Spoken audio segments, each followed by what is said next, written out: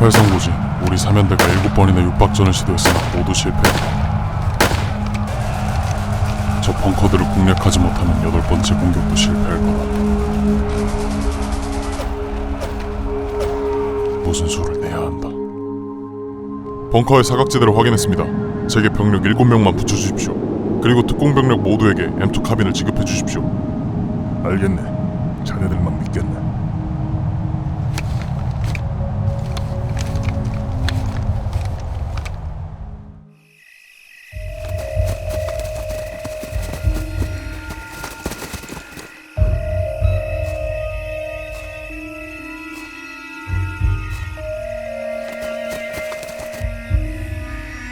동무들, 기관총 진지를 최대한 보호해 안 갔어?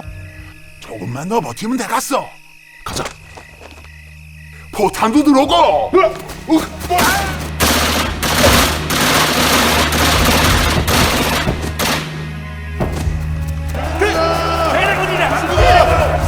밖에 몰려든 놈들을 제압하고 기관총 진지를 타격한다. 네, 알겠습니다. 너만 먹어.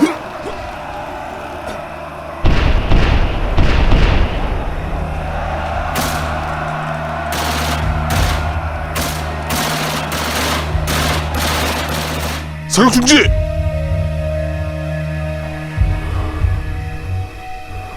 각자 맡은 곳으로.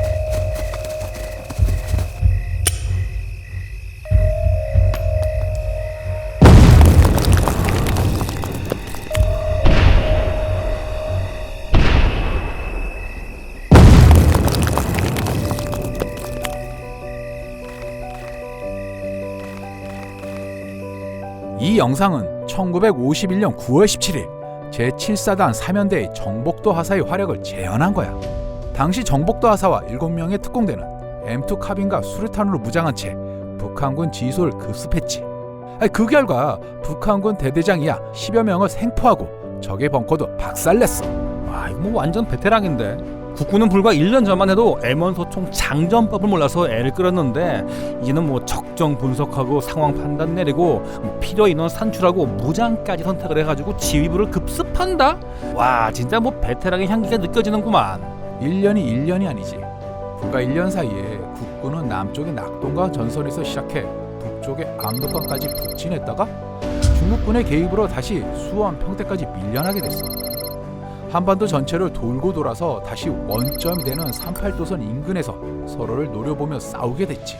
절체절명의 위기도, 진격의 환희도, 후퇴의 아쉬움도 모두 겪어낸 베테랑이었어. 그래, 이렇게 보니까 1년 사이에 참 많은 일들이 있었네. 전쟁 1년이 지났는데 다시 원점에서 시작해야 된다면 이걸 뭐 어떻게 받아들여야 돼? 어떻게 받아들이긴, 새로운 전쟁이 시작됐다고 받아들여야지. 새로운 전쟁? 1950년은 전차를 앞세운 기동전, 함대를 끌고 온 상륙작전에 공수작전까지 펼치면서 성불군 전투를 벌였다면 1951년 여름부터는 완전한 승리도 철저한 패배도 없이 오직 휴전을 앞두고 한 치의 땅이라도 더 되찾기 위한 고지의 싸움, 고지전이 시작돼. 어쩌다가 전선이 고착된 거지? 전쟁 1년 만에 겨우 얻은 잠깐의 여유를 놓치지 않고 양측 모두 전투 준비에 사활을 걸었어.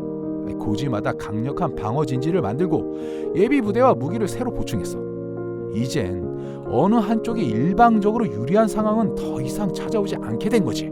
이런 상황이면 먼저 진지를 나서서 공격하는 쪽이 훨씬 더 불리한 싸움이 되겠는데. 중국군은 유엔군의 장점이 발휘되지 못하도록 화력 지원이 어려운 야간 공격, 그리고 기습을 통한 근접전 상황을 만드는 걸 선호했어. 유엔군과 국군의 입장에서 전투는 여전히 보병 대 보병의 싸움, 현장에 있는 모두가 총을 들고 나서야 하는 잔혹한 싸움이었지. 이런 분위기 속에서 북한군과 중국군이 가장 선호한 총기는 가볍고 연사가 가능한 총, 즉 기관단총이었어. 그렇지, 따발총이 나와야지. 정확한 이름은 1941년식 슈파긴 기관단총, 빼빼샤라는 총이었지. 6.25 전쟁이 시작되자마자 특이한 외형과 빠른 연사 속도로 국군의 기억 속에 강렬하게 각인된 무기였어. 적의 장총도 우리 총보다 세고 따발총은 연발로 나가니 무기가 상대가 안 되어서 우리 지휘관이 무슨 명령을 내려도 명령체계가 서지 않았다. 우리는 참호를 파고 전투 준비해서 대기하고 있을 때 인민군이 나타나 사격이 시작되었다. 우리는 탁 쏘면 탱 하는데 인민군은 따르르르륵 했다. 우리도 카빈총같이 연발하는 게 있었으면 해보겠는데 한 발씩 통 쏘고 10여 발 쏘고 나면 총에 열이 나서 멀리 나가지도 않았다. 지금도 따발총이라는 말이 쓰이는 걸 보면 그때 이 총에 남기는 인상이 굉장히 깊었던 거겠지. 아이 그렇지. 작은 권총탄을 엄청난 속도로 쏟아붓는 총이다 보니까 뭐 명중률 같은 건 기대하기 어려웠겠지만 근접전 위주로 싸워야 했던 고지전에선 아마 이만한 총도 없었을 거야. 그런데 이 따발총에 대항해서 국군은 어떤 총을 들고 싸운 거야? 그게 바로 오늘의 주인공인 M2 카빈 소총이었어. 고지전은 일단 포격이 끝나고 나면 순전히 사람의 힘만으로 싸워야 되는 전투였습니다. 험한 산을 넘어서 적진에 뛰어들고 나면 피하 모두가 눈앞의 적을 향해 가진 모든 것을 쏟아부어야 되는 잔혹한 전투가 이어졌습니다. 이러한 전투에서는 상대적으로 짧고 가벼우며 연발 사격이 가능한 총기가 유리했습니다. 북한군과 중국군은 전쟁 초반서부터 소련에서 제작된 슈파긴 기관단총, 일명 따발총을 대량으로 운용해서 그 악명을 떨쳤는데 이에 대항한 국군의 총은 바로 M2 카빈 소총이었습니다. M2 카빈 소총은 1941년 개발된 M1 카빈 소총에 연발 사격 기능을 추가한 것으로 형태는 기관단총보다는 짧게 줄인 소총에 가까웠고 북한군의 기관단총이 권총탄을 사용하는 것과 달리 강력한 39경 카빈탄을 분당 750발의 빠른 속도로 사격할 수 있었습니다. 어느 병종이나 마찬가지겠지만 특히 보병과 보병 간의 전투를 강요받은 상황에서는 이 병사들의 숙련도가 굉장히 중요해. 당시 국군은 1년 전의 모습이 아니었지. 전선을 지키던 병사들은 지난 1년간의 온갖 전투 경험으로 무장한 정예병이 됐고 같은 시기에 보충된 신병들도 1년 전의 신병들과는 완전히 달랐어. 과거에는 겨우 총 쏘는 것만 배워오던 수준이었지만 전선이 안정된 1951년 7월부터는 이 8주에 걸친 제대로 된 기초 훈련을 모두 받은 뒤에 전선에 배치됐지. 병사들이 성장한 만큼 무장도 고지전에 맞춰서 진화했어. 전방부대의 무장은 M1 소총과 M7 총주탄 발사기, 브라우닝 자동 소총을 기준으로 소대장에게는 M1, M2 카빈 소총, 중대급에는 M1919 A6 경기관총과 M20 슈퍼바주카가 지급됐고 M3 기관단총이 2정씩 지급돼 용도에 맞게 활용할 수 있었지. 전쟁 막바지에는 원래 공병 장비인 M2 하향방사기까지 지급돼 적진지를 공격하는 데 쓰였어. 드물긴 하지만 일부 부대에서는 M1903A4 저격용 소총과 엽총까지 사용했지. 이렇게 다양한 무장을 사용했지만 고지전에서 가장 사랑받은 건 역시 카빈 소총이었어. 조금 냉정하게 말하면 반쯤은 강요된 선택이었을지도 몰라. 강요된 선택? 국군과 중국군은 중화기가 부족해서 이를 대신해 보병 간의 근접전을 자주 벌였는데 카빈 소총은 이러한 상황에 아주 탁월한 무기였습니다. 장전된 상태에서 2.6kg밖에 되지 않는 가벼운 무게를 자랑했고 단발로 먼 거리의 적을 명중시키거나 분당 750발의 빠른 속도로 연사를 퍼붓는 그 다재다능함은 근접전에 임하는 국군에게 자신감을 불어넣었습니다.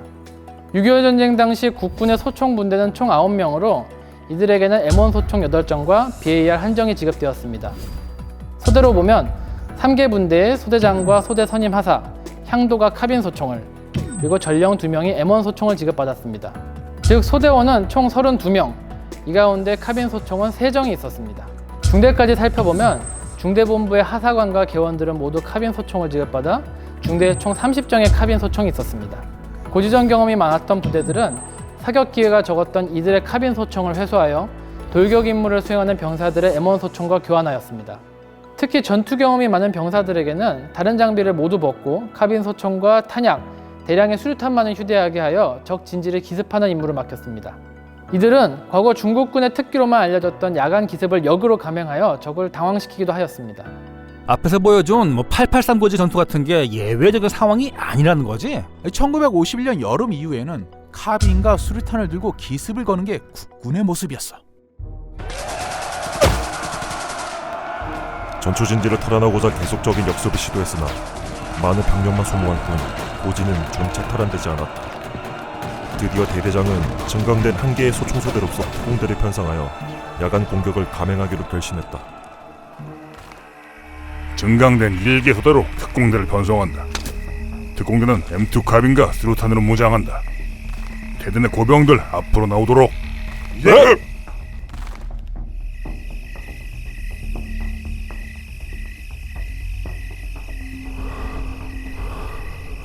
경계병이 제압된다. 바로 진입한다.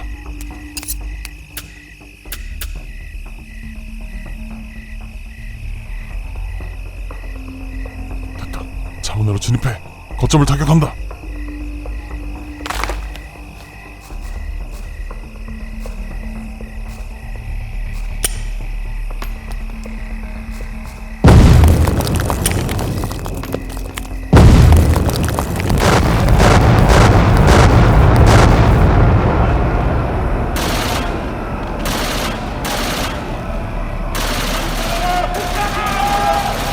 타격 중지! 이 기록은 1951년 10월 하순 제3사단 18연대 일대대 병사들이 피해 능선 일대에 있는 무명고지를 탈환한 이야기를 재구성한 거야. 아, 정말 이런 조합의 공격이 많았나 보네. 하긴 근거리에서 M2 칼은 수십 자루가 한꺼번에 불을 뿜으면 그걸 받아내기는 정말 어려웠을 거야. 이런 식의 조합은 기습할 때 꽤 효과가 있었을 것 같아. 기습 때만 효과를 본 건 아니야. 그럼 오늘 04시경에 출발한 연대본부 요원 및 단양 노부자 150명이 이동 도중에 적의 기습을 받아 많은 인원이 부상 또는 포로되었다. 전반 상황도 불리하니까 자체 경계를 강화하도록. 권소희는 4명의 대원을 천막 속으로 불러들이곤 상황을 설명했다. 그들은 각자 카빈 실탄 한 통과 수류탄 한 상자를 휴대하게 하였다. 으스름한 달빛 속에 확인된 적은 약 1개소대가량쯤 되어 보였다. 적과의 거리는 불과 15m로 좁혀졌다. 권소희는 한창의 편한 30발을 순식간에 쏟기었다. 덩달아 병사들도 필사적으로 방아쇠를 당했다. 최상병은 미리 준비한 수류탄을 정신없이 마구 집어던지기도 한다. M2 카빈의 처음 목적에 부합되는 예였구만. 아니, 무슨 소리야? 이 원래 카빈 소총이 후방 행정 요원들이나 M1 소총을 들기 어려운 병사들을 위해 만들어진 총이잖아. 아, 이게 말이 그렇게 이어지나? 어쨌든 1951년 이후의 카빈은 후방 요원들의 총이 아니라 베테랑의 상징이었어.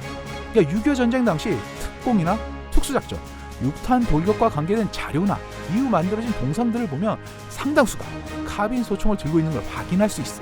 아, 그렇네. 이 전쟁 기념관에 있는 백마고지 전투의 영웅 강승우 중위 동상도 이 카빈을 들고 있었지. 작고 가볍고 연사 속도도 빠르기 때문에 신속하게 움직여야 할 사람들에게는 꼭 필요한 무기였지.